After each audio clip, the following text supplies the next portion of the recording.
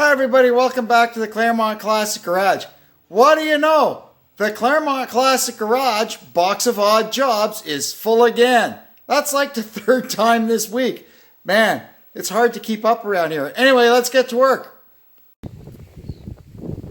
The Ram here has gone a couple of 100 kilometers since we had the wheels off it. So we're just going to hit them again with the torque wrench and make sure everything's good.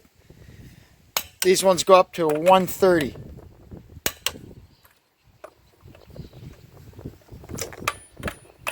It ain't easy with one hand. There we go. Alright, I'll do the other three and we'll get on to something else.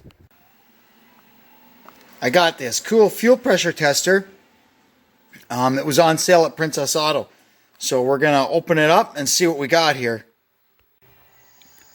Well, that's pretty good. It comes with instructions in several languages, but this here is the English one, so that's the one we'll keep.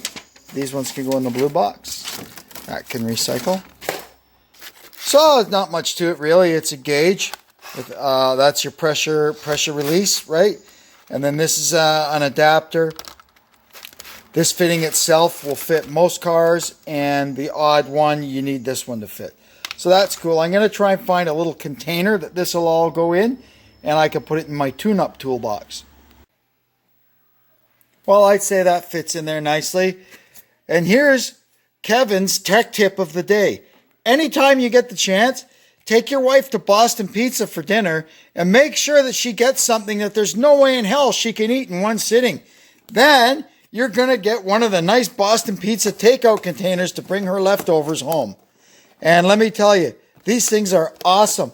They're almost as good as Tupperware. I use them for everything. Everywhere you look around here, there's Boston Pizza takeout containers full of stuff. Now I have a couple of jumper wires to fix. The ends break off them.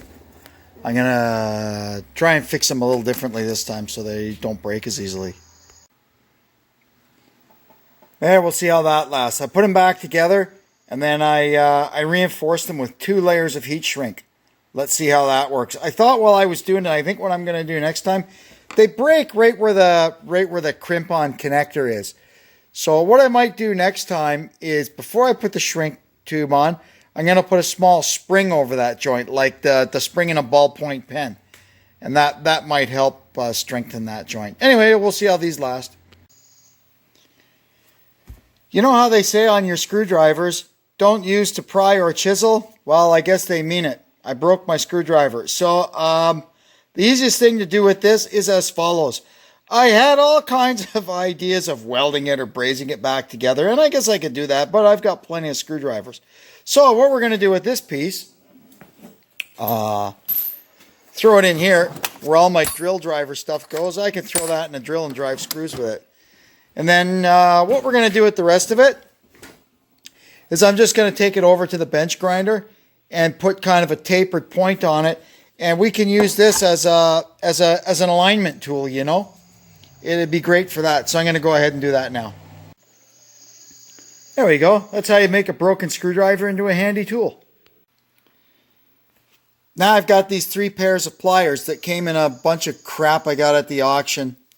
They'll probably end up just going back to the auction because I've got like 10 million pliers.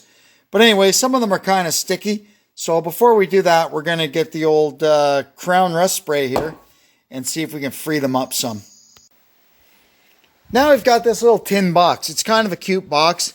And I've got it all full of old Ford Autolite tune-up parts and stuff. The only problem with this box is it doesn't have a latch. So what I'm going to do is I found this hasp, but it was missing the hoop. So I got this is just a piece of a chain or something, and we're gonna make what we need so we can use this hasp and a little hair clip to hold this box shut. So every time I grab it, it doesn't open and dump my stuff all over the floor.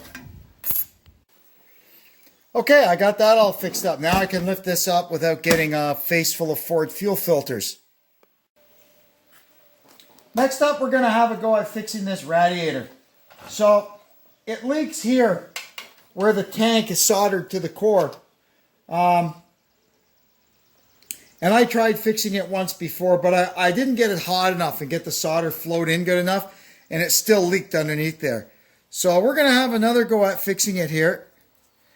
And this time I'm going to get a little more aggressive with the heat. I'm a little more confident in my radiator fixing abilities now after what we went through with that Ford and the Ferguson. This is actually the rad that was in our Ferguson, if you remember. So let's see what we can do here.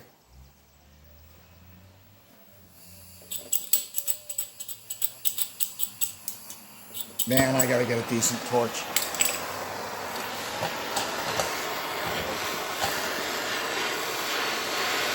And we'll just see what we gotta do. See, I don't want to heat the core. You know what? Let me grab a little piece of tin.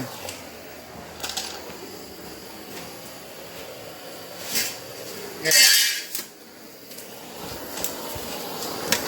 I don't want to get heat on the core.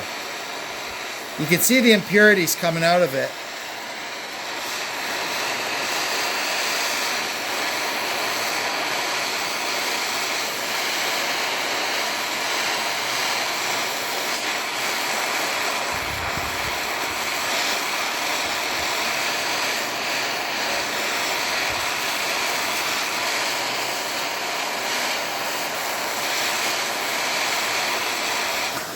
Okay, we'll let it cool off, then we'll clean it and see what it looks like.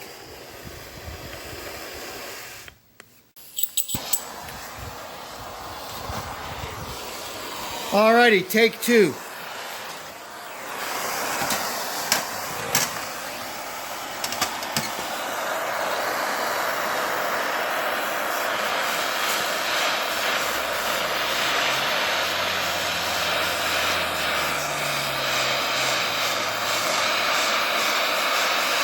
There's still dirt and impurities coming out of it.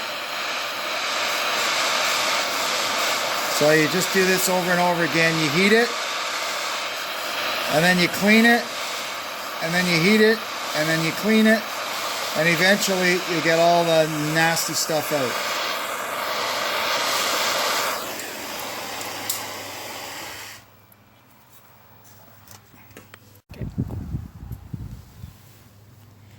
Well, I don't see any water coming out. It would have been leaking right here at the end of the solder before, and it seems to be sealed up now. So I would say we got her licked, and this radiator is good to use.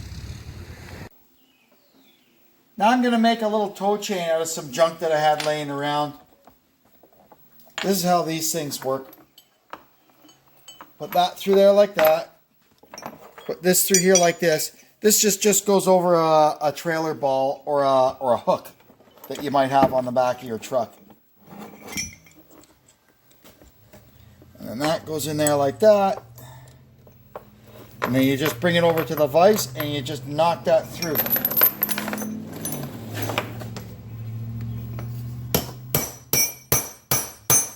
Once you get the darn thing lined up. There it goes.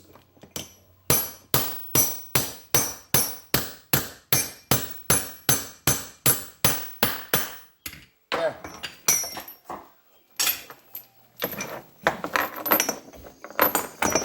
Now on the other end,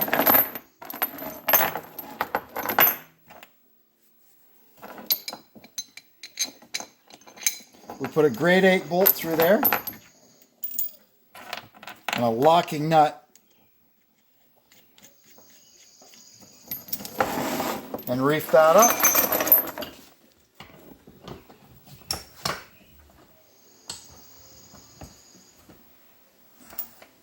Thank you.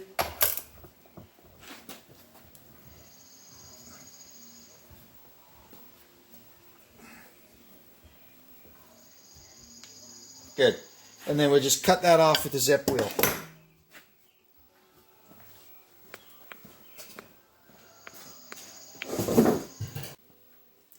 Well, there we have a little, I don't know, it's about 6 or 7 feet long little tow chain.